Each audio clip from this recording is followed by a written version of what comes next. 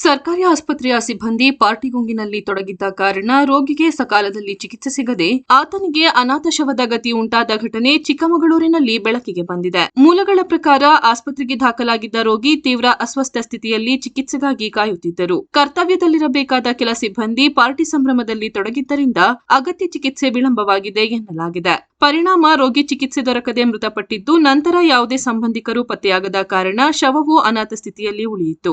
ಘಟನೆಯ ಮಾಹಿತಿ ದೊರಕಿದ ಬಳಿಕ ಆಸ್ಪತ್ರೆ ಆಡಳಿತವು ಸ್ಥಳಕ್ಕೆ ಆಗಮಿಸಿ ಪರಿಶೀಲನೆ ನಡೆಸಿದ್ದು, ಕರ್ತವ್ಯ ಲೋಪಕ್ಕೆ ಕಾರಣರಾದ ಸಿಬ್ಬಂದಿಯ ವಿರುದ್ಧ ಕ್ರಮ ಕೈಗೊಳ್ಳುವುದಾಗಿ ಭರವಸೆ ನೀಡಿದೆ. ಈ ಘಟನೆ ಸಾರ್ವಜನಿಕ ವಲಯದಲ್ಲಿ ತೀವ್ರ ಆಕ್ರೋಶಕ್ಕೆ ಕಾರಣವಾಗಿದ್ದು, ಸರ್ಕಾರಿ ಆಸ್ಪತ್ರೆಗಳ ರೋಗಿಗಳ ಭದ್ರತೆ ಹಾಗೂ ಸಿಬ್ಬಂದಿಗಳ ಜವಾಬ್ದಾರಿತನದ ಕುರಿತು ಪ್ರಶ್ನೆಗಳನ್ನು ಎಬ್ಬಿಸಿದೆ. ಸರ್ಕಾರಿ ಆಸ್ಪತ್ರೆಗಳಲ್ಲಿ ಇಂತಹ ನಿರ್ಲಕ್ಷ್ಯ ಮರುಕಳಿಸದಂತೆ ಕಟ್ಟುನಿಟ್ಟಿನ ಕ್ರಮ ಕೈಗೊಳ್ಳಬೇಕೆಂದು ಸಾರ್ವಜನಿಕರು ಒತ್ತಾಯಿಸಿದ್ದಾರೆ.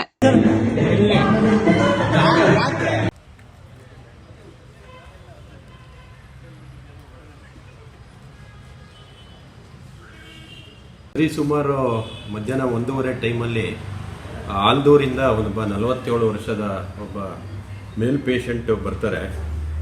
ಬಂದು ಅವರಿಗೆ ಶ್ವಾಸಕೋಶದ ಸಮಸ್ಯೆ ಅಂತ ಹೇಳ್ಬಿಟ್ಟು ಆಸ್ಪತ್ರೆಗೆ ಅಡ್ಮಿಷನ್ ಮಾಡಿ ಅವರನ್ನು ವೈದ್ಯರು ಪರೀಕ್ಷೆ ಮಾಡಿಬಿಟ್ಟು ಅವರಿಗೆ ಚಿಕಿತ್ಸೆನೂ ಕೊಟ್ಟಿರ್ತಾರೆ.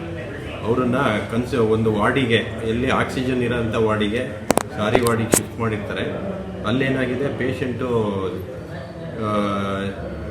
ಇದಾಗಿ ಸೀರಿಯಸ್ ಆಗಿ ತದನಂತರ ಅದನ್ನು ಎಮರ್ಜೆನ್ಸಿ ವಾರ್ಡಿಗೆ ಶಿಫ್ಟ್ ಮಾಡಿದ್ರೆ ಪೇಷಂಟು ಮರಣ ಆಗಿರುತ್ತೆ. ಇಲ್ಲೇನು ಅಂತ ಹೇಳಿದ್ರೆ, ಪೇಷಂಟ್ ಸಂಬಂಧಿಕರು, ರೋಗಿಯ ಸಂಬಂಧಿಕರೇನಿದ್ದಾರೆ ಅವರು ಟ್ರೀಟ್ಮೆಂಟ್ ಕೊಡೋದ್ರಲ್ಲಿ ಅಥವಾ ಇದಾಗಿದೆ, ವ್ಯತ್ಯಯ ಆಗಿದೆ ಅಥವಾ ಡಿಲೇ ಆಗಿದೆ, ಆ ಕಾರಣಕ್ಕೆ ಸಾವು ಇದಾಗಿದೆ ಅಂತ ಹೇಳ್ಬಿಟ್ಟು ಅವರು ಕಂಪ್ಲೇಂಟ್ ಮಾಡಿದ್ದಾರೆ. ಅದನ್ನು ನಾವು ಕೂಲಂಕುಷವಾಗಿ ಈಗ ಡಾಕ್ಟ್ರ್ ಇರ್ಬೋದು, ವೈದ್ಯರಿರ್ಬೋದು, ಅಲ್ಲಿ ಯಾರ್ಯಾರು ಇನ್ವಾಲ್ವ್ ಆಗಿದ್ರು, ಬ್ರದರ್ಸು ಅಥವಾ ಸಿಸ್ಟರ್ಸು ಮತ್ತು ಅಟೆಂಡರ್ಸ್ನೆಲ್ಲರೂ ನಾವು ವಿಚಾರ ಮಾಡಿದ್ದೀವಿ. ಅದನ್ನು ಫಾರ್ಮಾಲಿಟೀಸ್ ಏನಿದೆ, ನಾವು ಒಂದು ನೋಟಿಸನ್ನು ಜಾರಿ ಮಾಡಿ ಪ್ರತಿಯೊಬ್ಬರಿಂದಲೂ ಒಂದು ಎಕ್ಸ್ಪ್ಲನೇಷನ್ ತೊಗೊಂಡು ಅಲ್ಲೇನಾದ್ರು ತಪ್ಪು ಅಂತ ಕಂಡು ಬಂತು ಅಂದರೆ ಯಾರು ಇನ್ವಾಲ್ವ್ ಆಗಿರ್ತಾರೆ ಅವ್ರ ಮೇಲೆ ಸೂಕ್ತ ಕ್ರಮನ ನಾವು ತಗೊಳ್ತೀವಿ.